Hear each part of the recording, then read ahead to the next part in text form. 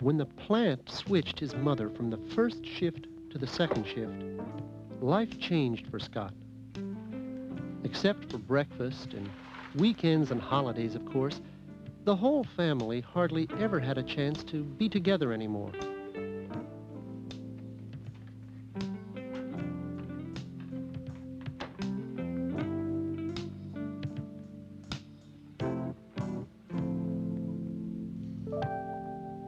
They all tried to keep everything feeling as homey as it had always been, but it was different.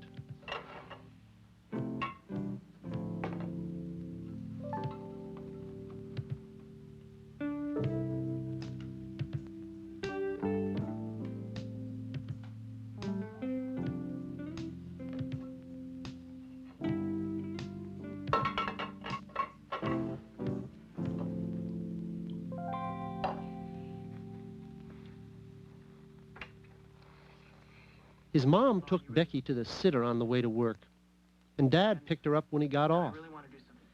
But from the time Scott got home from school until Dad and Becky showed up a couple of hours later, there wasn't much to do. Well, there is something. No, forget it. Wait. Come on. Tell me what it is. Oh. Right? Okay. I'd love to go to the photo.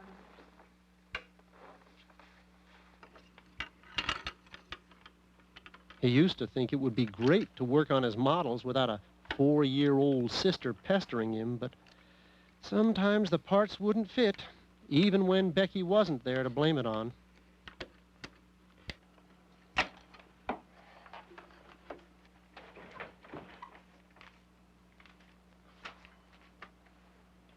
Just nothing to do.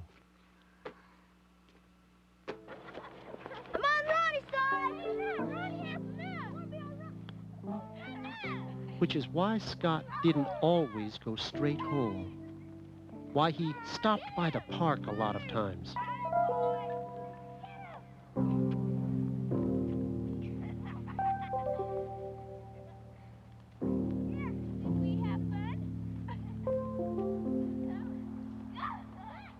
There was an old lady in the park, all wrinkly and gray and funny looking, but she never hurt anyone. All she ever wanted to do was read your books, if you laid them down.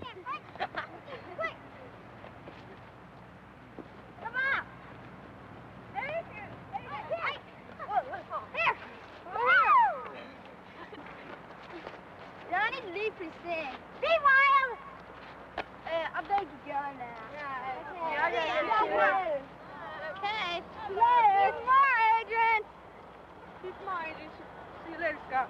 See you. See you, Joe. See you. See you tomorrow, Scott.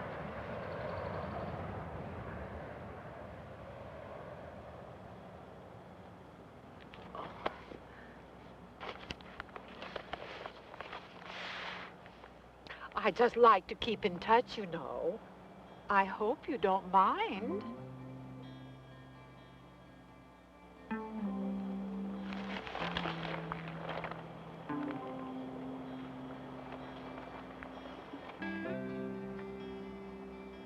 Bye. Nice to see you.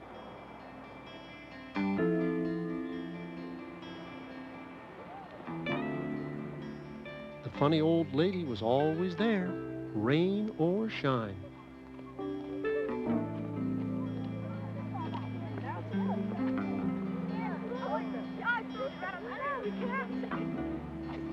But nobody wanted to get mixed up with her.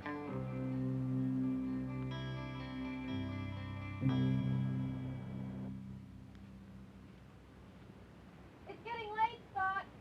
Yeah, Mom, about ready. For some reason, it just came to Scott one morning that the old lady might be someone too poor to buy any books of her own. And because that made him feel sort of sorry for her, Well, there were some comics he was finished with, but no, not Spider-Man for an old lady. Probably scare her. So why not one of the books his mother used to read to them before she changed shifts and wasn't home at bedtime? You're really gonna have to scoot. Bye, Dad. Bye, Beck. Bye, Scotty. Bye, Scotty. Now you come straight home after school, you hear? Stop shaking. Delightful. Just delightful.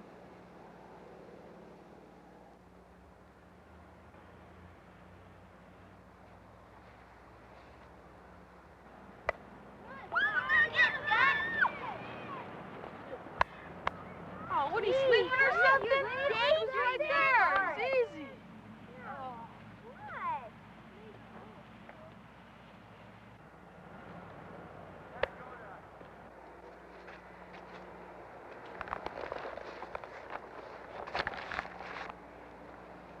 29. I won't forget. 29.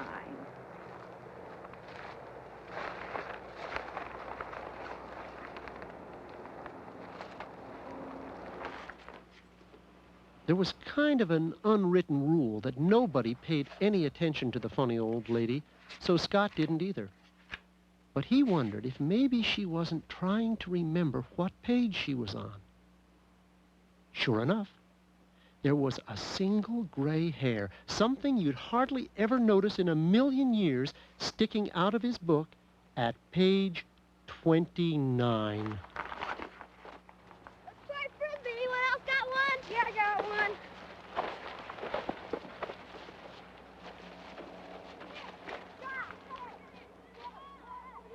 People do funny things sometimes, things they can't explain to anyone else or even to themselves. But since Scott had brought the book for the old lady to read, it seemed like he ought to let her finish it. So he carried it to school and back for several days, until he was pretty sure she had read it all.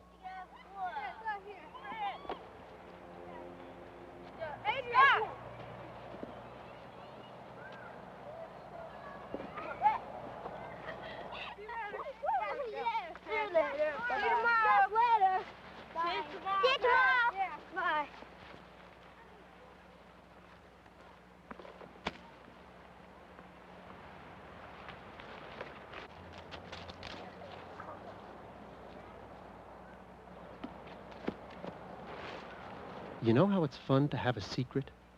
Something you only share with one other person? Well, it was almost like he and the old lady had a secret. So, one after another, he let her read the children's books his parents had given to him and Becky. Why he never told anyone what he was doing, he didn't know, because it almost got him in trouble. Scott? Yeah? Have you seen cricket in Times Square? Becky wants me to read it to her, and we can't find it anywhere. She probably left it somewhere. You go on. I'll find it.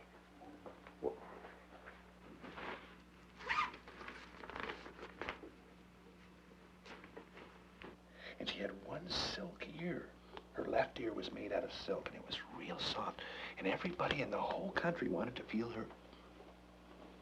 My fault. I forgot to put it back on the shelf. Thanks, Scotty. Thanks a lot. So we'll read the cricket on The next day was the first time Scott ever said a word to the old lady. Simon, hurry up. In a minute. Shoes untied. I couldn't bring it today. My dad's reading it to my little sister. But after he said something to her, sometimes she got up nerve enough to say something to him. Come on, Scott. I want you on my team. Can't walk it anymore to the library. Too old. You make any sense out of that? I think she's telling us she's too old to go to the library. Why wouldn't we care? Man, is she weird. Maybe so. But Scott felt like she might be explaining to him why she read their books.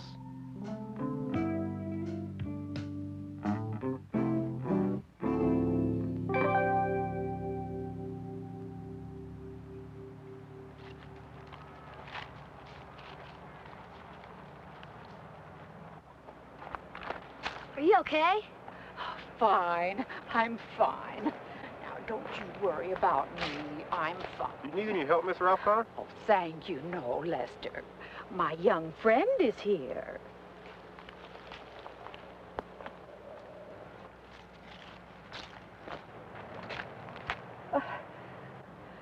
Maybe you could just walk along with me as far as my house.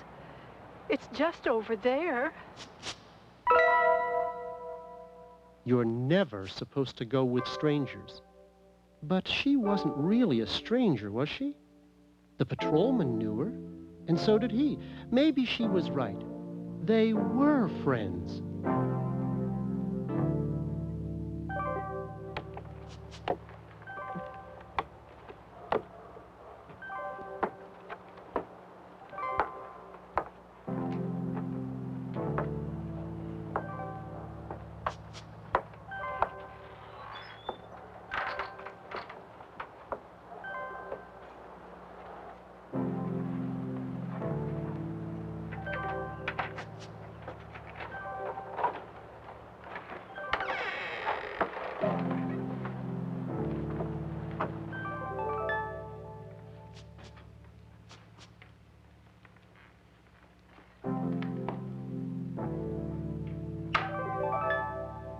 I don't know how to thank you. It's okay.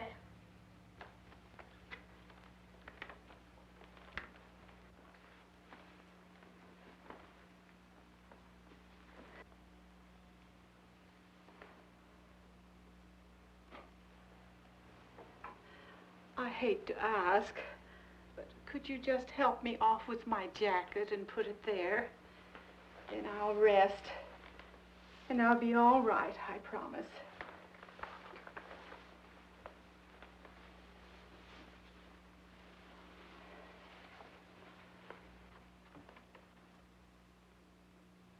I thought you didn't have any books. Hmm? All the time I was bringing those books, I thought you didn't have none. Any. Didn't have any. But those are from when I used to teach years ago. And I wonder what the children are learning now, what they like to read. I'm just so pleased with your new textbooks and those stories you brought from home. A child's world is so much wider now. I guess. Is this where you want your jacket? Mm-hmm.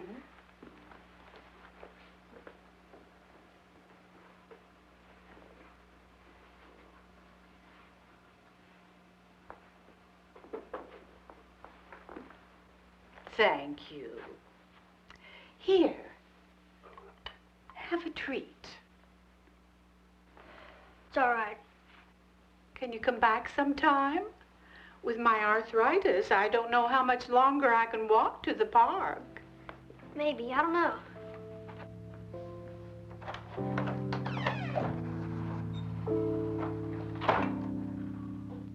Scott had never thought about school books opening a door to the world.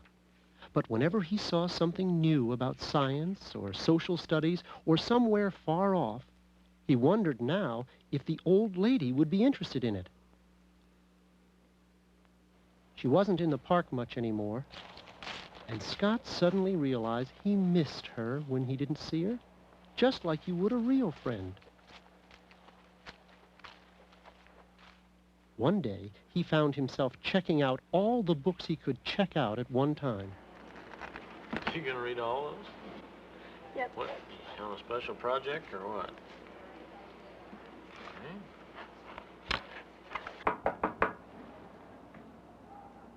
His folks probably would have had a fit.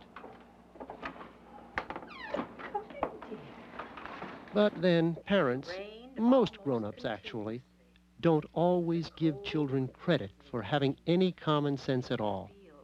Anyone could see that the old lady wouldn't or couldn't hurt a flea. Edmund called his team together and rode them off. So did two of the other boys.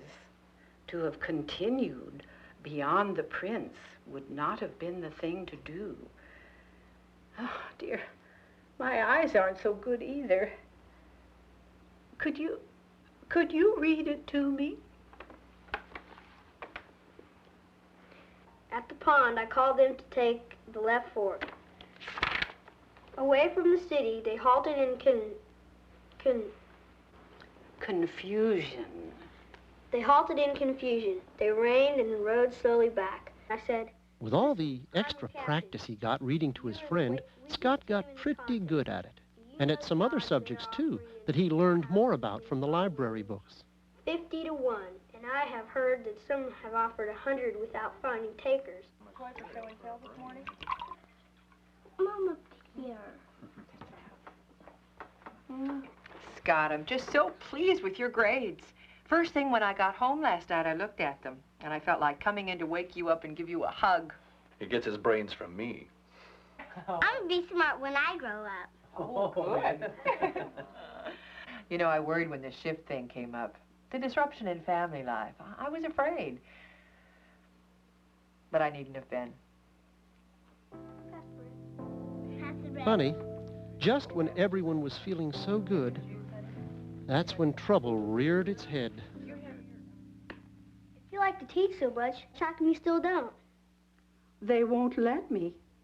Said I had to retire. On account of your arthritis? Arthritis? No, after you're 65. Some folks think you can't handle a job anymore because of your age. They do? Mm-hmm. They said the same thing about me with a paper route.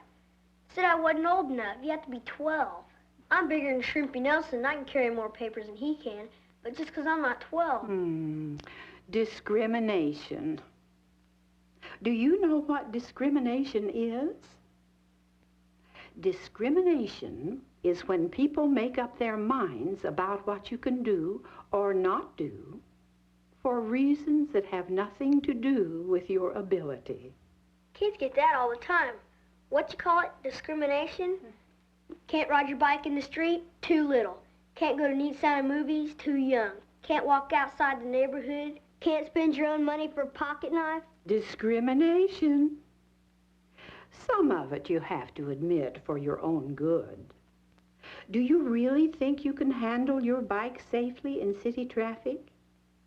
Have you given them any reason to think you're not old enough yet for a pocket knife? But if you can't have a pocket knife, how will you ever prove you're old enough? Well, yes. And just when you've proved you're old enough, suddenly you're too old. Discrimination.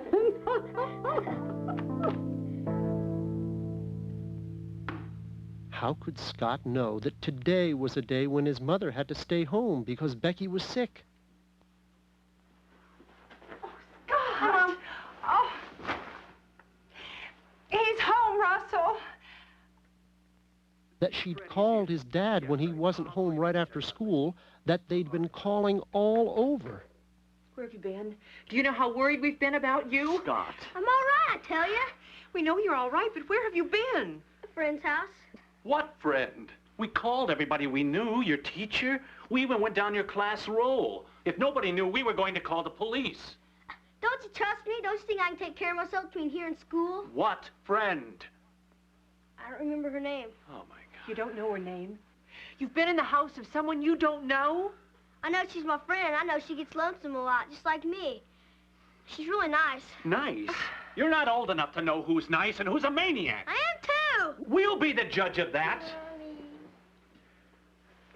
Now look what you've done. Becky's awake. Scotty, she's not feeling well.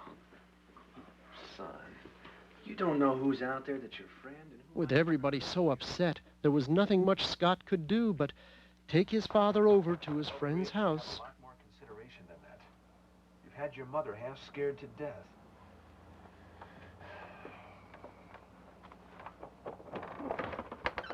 Why, hello, Russell. Miss Rothkar. Won't you come in? Oh, yes, Scotty. Oh, yes, I'm still... Turned out the old lady used to be his dad's teacher, the best one he ever had. Turned out his dad didn't think it was fair either that people couldn't do things they were good at, like teach, because of their age. Turned out Dad even apologized later for not thinking Scott was old enough to choose his own friends. Appreciated you. I'm sorry. We Wouldn't have been so worried if we'd known that you were one of Scotty's friends. I wish you would have told us, son. We just want to know who they are. Dad, this is my friend, Miss Rothcar. That funny old lady. Oh, no. Oh, never. I know. And I agree. A person does get to be pretty funny looking, all wrinkled and bent and gray. The way it turned out, it seems like it's just dumb not to like people when their age is the main thing that makes them different from you. I think your mother's going to be looking for us. Oh. Miss Rothcar had known how he felt when he couldn't do things because he was too young. I think we should get along. I think maybe we should. And he knew how she felt because he'd been home alone a lot too.